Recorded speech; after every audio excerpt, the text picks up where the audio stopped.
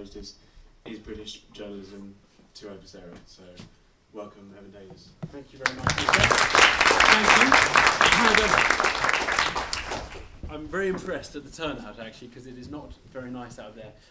How many of you are from the journalism school or doing journalism of some kind? Okay, so a few of you. And how many of you are studying politics or something like that? Okay, most of you. Right. I'm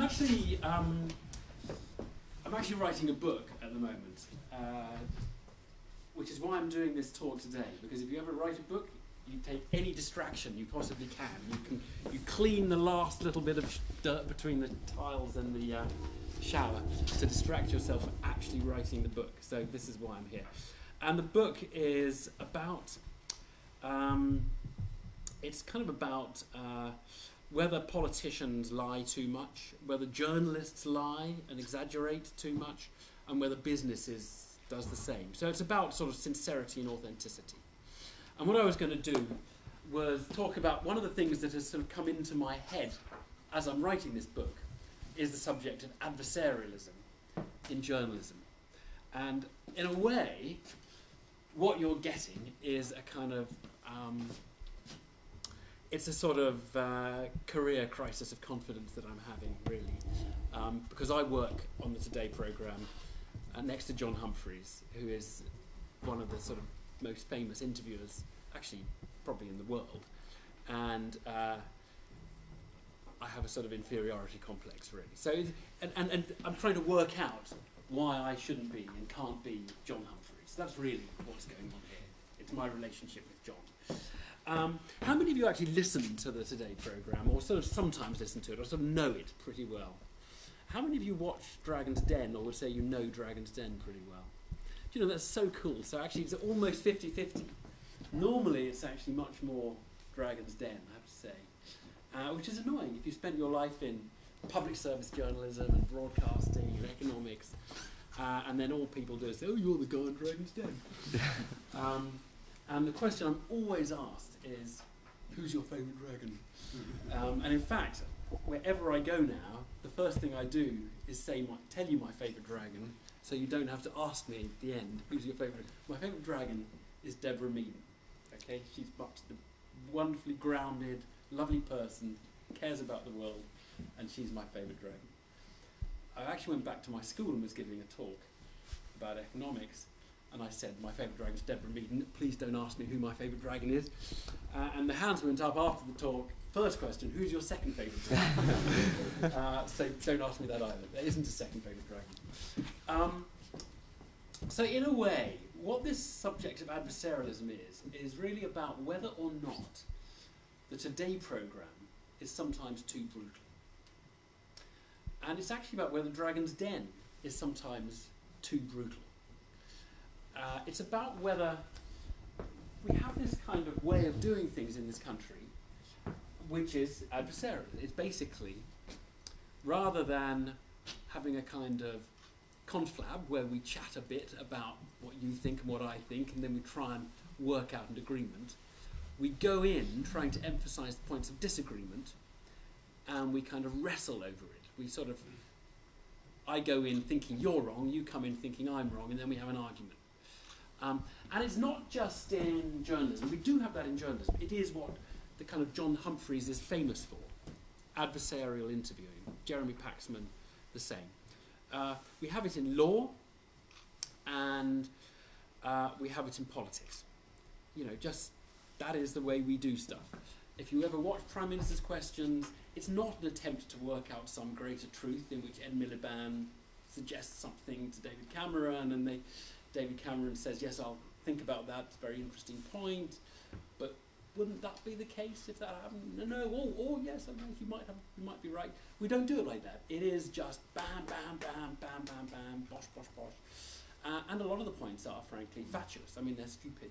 So it's just, I make a stupid point, you make a stupid point, and we carry on like that. And that's the way we do it. And that's the way we've done it in all sorts of areas. In law, because barristers are expected to talk such nonsense most of the time, they actually put a wig on. So they're basically saying, and this is my theory anyway, by putting the wig on, they're saying, I don't believe any of this crap. I put the wig on, I'm sort of acting out a defence case for this person or a prosecution case for this person, and I'm sort of separating the real me from the one who's talking in the court, because the real me would never believe all this. I'm only saying it because I'm paid to say it on behalf of my client. So that's the sort of adversarial way of doing it. Now, I obviously mostly worry about adversarial interviews. And there was a very good case in point yesterday on the Today programme. I interviewed the new chief executive of Barclays Bank, who's a guy who has blood on his hands at Barclays Bank terms. I mean, he's been there for some years during mis-selling scandals and libel, manipulation scandals and all of that. And essentially, the choice is, when you're interviewing Anthony Jenkins, you can go at him saying, why are you such a evil person? And with a dossier of evil things the bank has done while he's been at it. Or you can have a sort of reasonable chat with him in which you don't assume he's an evil person. And you listen to what he wants to do with the bank, and he says he wants to change it, he wants to make it more ethical. And really the decision about that interview yesterday was, do you kind of go in cynical about his efforts to make the bank more ethical, or do you go in taking that very seriously? And that's the sort of dilemma we have quite a lot.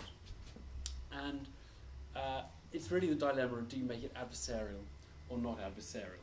And so I'm going to give you basically I'm going to just sort of agonise over this subject in front of you for the next 15 minutes, and then we can take questions or talk about whatever else you want to talk about. But this is something I agonise over quite a lot. I mean, I think, in general, logic would say adversarialism is silly. It's just immature and childish. It's playground politics, is what the Liberal Democrats would say. And you'd say, why would you want to do it that way? Why don't you just have a sensible conversation? Why doesn't Ed Miliband make a suggestion and David Cameron think about it and then say yes or no to it?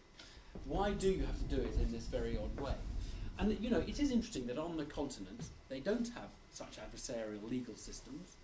They have an investigating judge who weighs up the evidence, who sits and weighs up, as I understand it, weighs up all the evidence, accumulates the evidence, sits over, pores over it and says, okay, guilty or not guilty. It's a very different way of doing things than having two people just fighting it out in the way we do. And you'd think, well, that must be more logical. It's more intelligent. Surely that is the way we should do it. And when an interviewee comes in, rather than saying, you're a bastard, aren't you?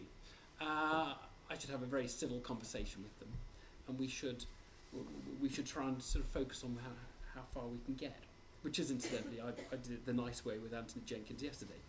Of course, was criticised for that. So sort of logical says, logic sort of says it should be better to be sensible about this and not too adversarial and not too shouty. And certainly, occasionally, on the interviewing side, at its worst, adversarial interviews do sound like an old Monty Python sketch. Now, I don't know how many of you have seen the old Monty Python sketch, but you know what Monty Python is, right? Yeah? God, I'm really beginning to feel old here. So Monty Python, there's a famous sketch in Monty Python where a bloke is having arguments. He says, he goes, yes you do, no I don't, yes you do, no I don't, yes you do, ding, time up, okay. It's just a ridiculous sketch of when and then a bloke comes in and says, I'd like an argument, do you want 5 minutes or the full half hour? It's just a totally ridiculous. And he says, I'll have the 5 minutes. No, you won't. Yes, I will. No, you won't. It's just a sort of nonsense thing. You should look at the sketch on YouTube. Because at its worst, adversarial journalism sounds like that. It's just kind of yarboo. At its worst, it's tabloid newspapers sort of trouncing someone in a way that's very unreasonable. Just going for something and not making any effort to see the other side of the argument at all. That's adversarial press, they're kind of just shouting at people. So that's at its worst.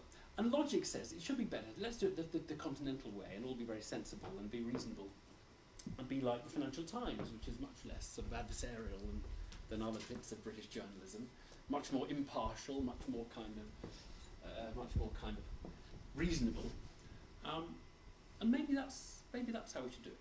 But I have to say, that's sort of how I try and do it. Try to be reasonable, try to be civil, and try to start from the premise that they're doing their best, rather than start from the premise that they're doing their worst. Try to interview reasonably. That's how I did it with Anthony Jenkins. But this is my crisis of confidence, I'm actually not sure it really works. I'm not sure that it gets more out of people. I'm not sure that I get closer to a truth by being reasonable than you do by being unreasonable. And here's my sort of theory in defense of adversarialism. It's that adversarialism plays to the reality of human psychology. That the way human beings work best is when they're being a bit tribal.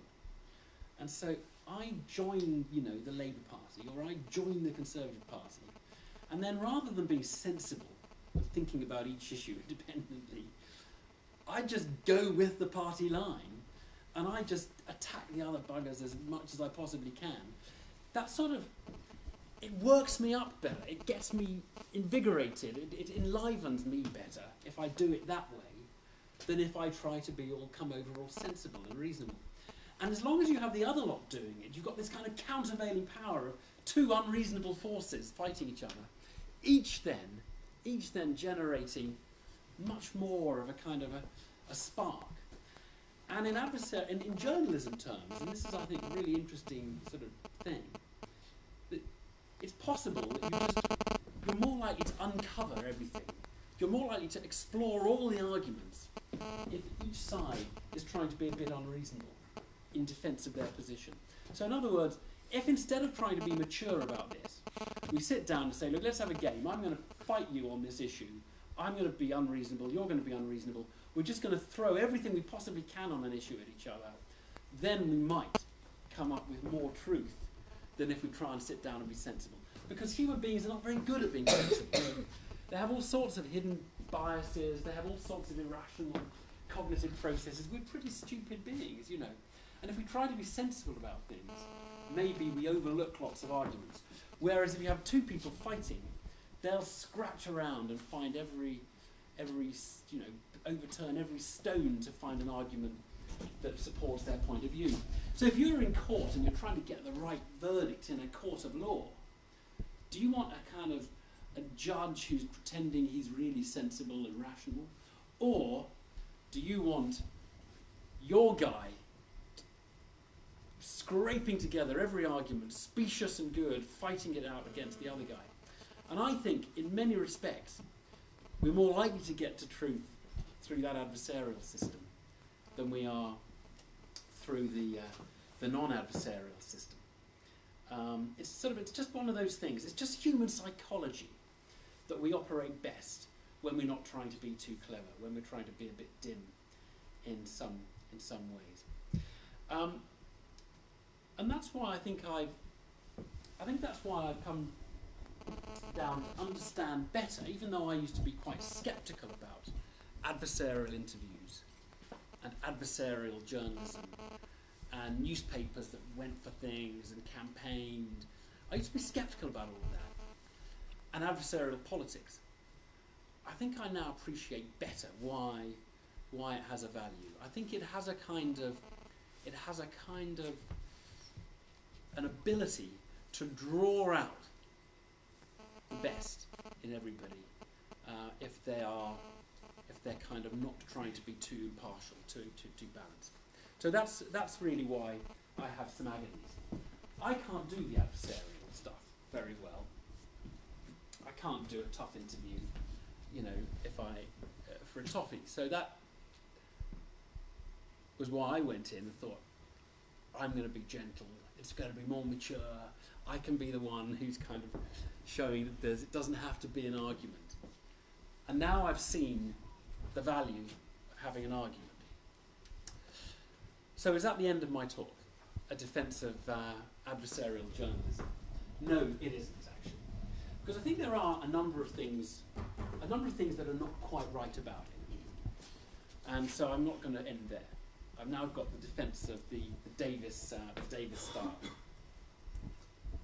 There are a few things that I think worry me about adversarial journalism. One is, and I've definitely noticed this, it tends to become an object in itself. That it's like the actual desire to have a fight it's not let's find the truth by having a fight over the issue. It's let's have a fight over an issue. And so in the end it actually creates conflict and creates tension where there really needn't be none.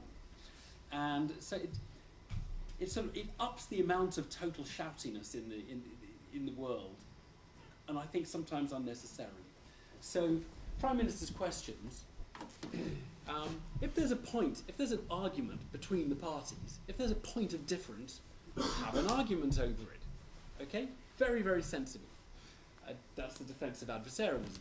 If Ed Miliband thinks one thing and David Cameron thinks another, let's have an argument. Let's not try and make it too rational. Let's shout at each other. Let's bay. Let's all have a funny old argument, and we'll see who comes out on top. Brilliant. Now, let's suppose there isn't a difference between you. I would say, let's not have an argument. I mean, what's the point of having a damn argument if there isn't really any difference between you?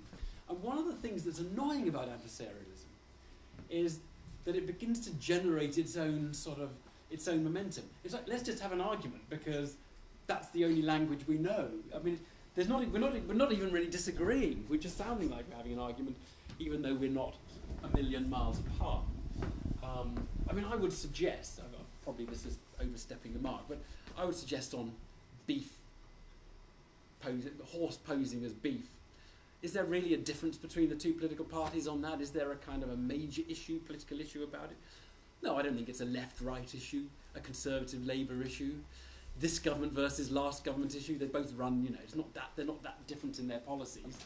And yet they still manage to sort of shout at each other, like there's an argument to be had about it. No, I mean, there's no point in having arguments if there's no argument to be had. And so that's my first problem with adversarialism, and it comes up in journalism too.